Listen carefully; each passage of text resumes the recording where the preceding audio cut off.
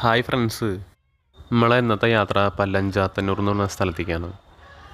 മലേഷ്യയിലുള്ള സിദ്ദിഖ ഇന്നലെ നമുക്ക് മെസ്സേജ് അയച്ചിരുന്നു ആ സ്ഥലം ഒന്ന് കാണിക്കണം എന്നുണ്ട്. അദ്ദേഹം അവിടെ 15 വർഷത്തോളം പലചരക്ക് കച്ചവടം നടത്തിയിരുന്നു. നമ്മൾ ആ സ്ഥലം എത്തിയപ്പോൾ തന്നെ അഖിൽ ബ്രോനെ പരിചയപ്പെട്ടു കേട്ടോ. അഖിൽ കുന്നംകുളത്ത് ജോലി ചെയ്തിരുന്ന ആളാണ്. ഇപ്പോൾ നാട്ടിൽ വണ്ടി ഓടിക്കുകയാണ്.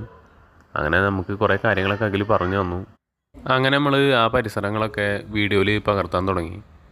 ആദ്യം കിട്ടിയത് അമ്പലവും അമ്പലത്തോട് ചേർന്നുള്ള കുളവുമൊക്കെയാണ് കേട്ടോ. ഇനി നമുക്ക് പല്ലഞ്ചാത്തന്നൂർ സെൻറ്ററിലേക്ക് പോവാം.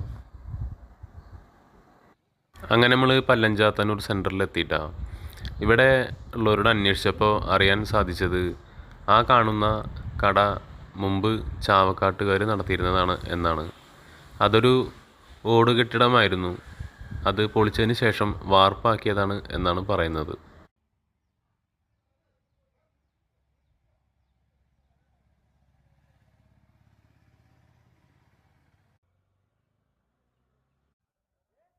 ഇത് രമേശേട്ടന് കുഴൽമന്നം ബേക്കറിയിലാണ് ജോലി.